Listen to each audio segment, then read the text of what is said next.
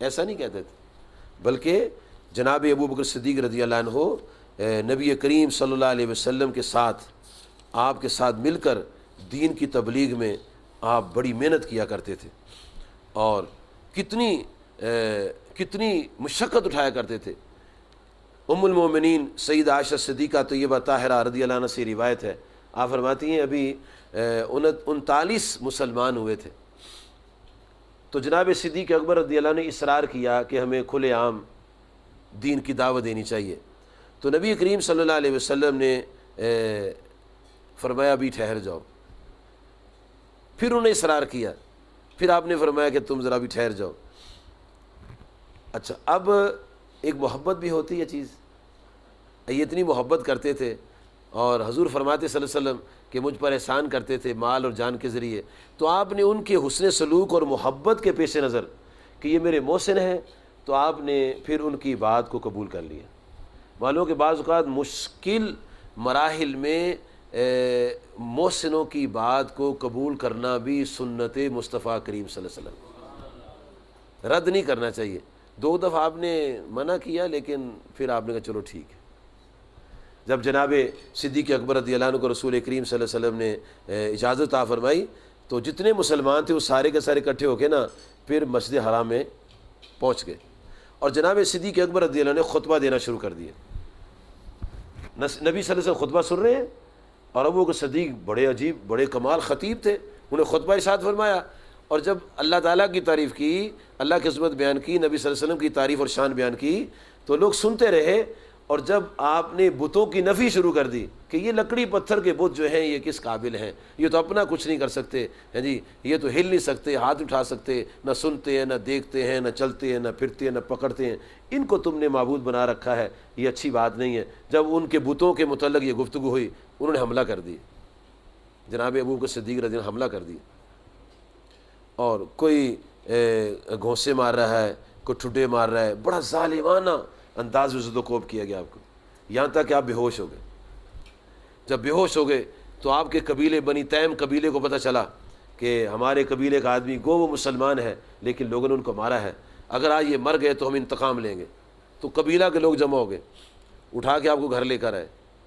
بڑی کوشش کے بعد آپ کو ہوش آیا، اور جب جناب حضرت ابو بکر صدیق رضی اللہ عنہ کو ہوش آیا تو زبان سے پہلا جملہ یہ نکلا کہ میرے آقا کریم علیہ الصلوۃ والسلام کا کیا حال ہے۔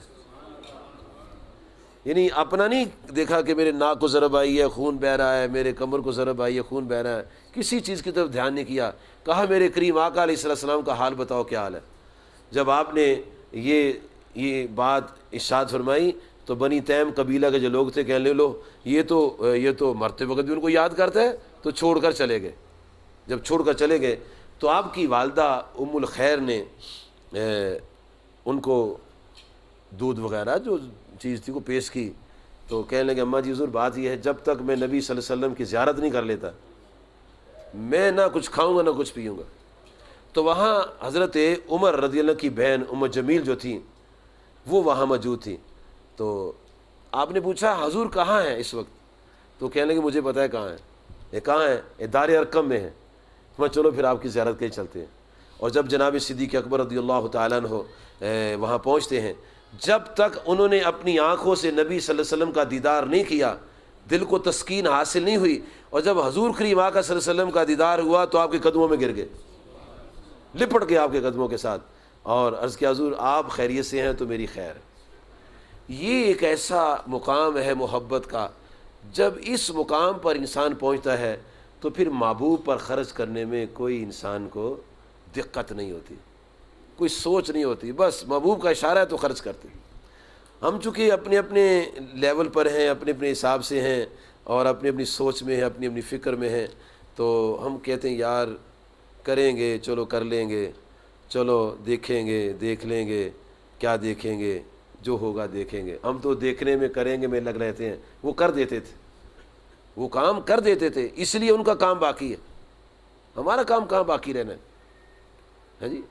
ان کا نام بھی باقی ہے، کام بھی باقی ہے، نہ ہمارا نام باقی ہوگا نہ ہمارا کام باقی ہوگا۔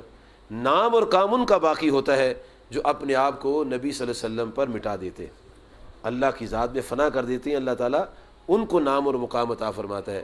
جناب حضرت ابو بکر صدیق رضی اللہ تعالیٰ عنہ نے پوری زندگی میں آقا صلی اللہ علیہ وسلم کے ساتھ جو محبت کی ہے، تاریخ اس کو مٹا نہیں سکتی۔ بچپن، لڑکپن، جوانی، اعلان نبوت کے بعد کی زندگی، مکہ شریف کی زندگی، اور مدینہ شریف میں تمام غزوات میں شرکت۔ کسی غزوہ میں آپ پیچھے نہیں ہیں، اور پیچھے رہ گئے یا آپ نے پیچھے رکھ دیے، لیکن صدیق اکبر رضی اللہ عنہ کو کبھی آپ نے پیچھے نہیں رکھا۔ ہر محاذ میں، ہر میدان میں آپ کے ساتھ۔ اور کتنا وہ کٹھن سفر تھا جس کو ہجرت کا سفر کہتے، بڑا خطرناک سفر تھا۔ اعلان ہو چکا تھا کہ جو نبی کریم صلی اللہ علیہ وسلم کو نعوذ باللہ وہ دریدہ دہن لوگ کہتے پکڑ کے لائے گا، یہاں سر قلم کرے گا ان کو سونٹ ملیں گے۔ ایسے خطرناک سفر میں اللہ تعالیٰ کے محبوب صلی اللہ علیہ وسلم نے اپنا رفیق سفر جناب صدیق اکبر کو منتخب کیا۔ غور فرمائیں، اور کتنی اہمیت کا سفر ہے۔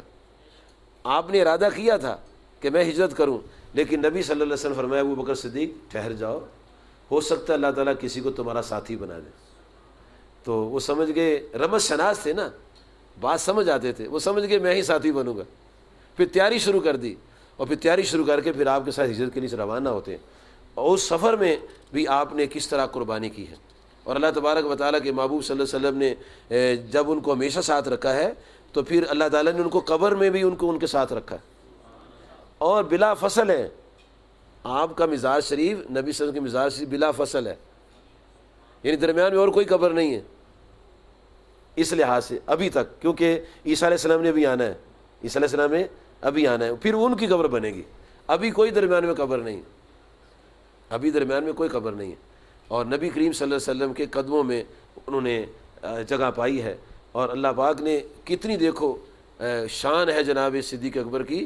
اور یہ ایک حقیقت ہے کہ جس جگہ کی مٹی اسرائیل علیہ السلام لے کر آتے ہیں، اور پھر وہ اس پانی میں مکس کی جاتی ہے جس سے انسان بنتا ہے، تو جس جگہ سے وہ مٹی لائی جاتی ہے انسان وہیں دفن ہوتا ہے۔ اب غور کریں کتنی پاکیزہ مٹی وہ ہے جس جگہ جناب صدیق اکبر رضی اللہ عنہ کو دفنایا گیا، نبی صلی اللہ علیہ وسلم کے ساتھ، نبی صلی اللہ علیہ وسلم کے ساتھ۔ اور غار کے اندر جو ساتھ ہوا وہ سبحان اللہ۔ دیکھو قرآن مجید ریل پر رکھتے ہیں جی، اس ریل کا احترام کرتے ہیں، اس ریل کا، اس پر پاؤں نہیں رکھتے، وہ مقدس ریل ہوتی ہے۔ اور جب نبی صلی اللہ علیہ وسلم غار میں تشریف لے گئے، پہلے جناب صدیق اکبر گئے، اور غار کے اندر جا کے نا ایسے کر کے بیٹھ گئے، وہ پاؤں ایسے کر کے جاتے ہیں، یہ بالکل ریل کی طرح جناب صدیق اکبر بن گئے۔ اور پھر حضور صلی اللہ علیہ وسلم تو تشریف لائے، تو آپ نے آپ کی گود میں اپنا سر انور رکھ دیا جی۔ اب جس جگہ نبی صلی اللہ علیہ وسلم کا سر انور ہے، ذات ہے، وہ جگہ عرش سے بھی اعلیٰ ہے۔ اور کتنی فضیلت ہے جناب صدیق اکبر کی گود کی، کہ جس گود میں جناب سرکار دو عالم نے سر انور رکھا ہے۔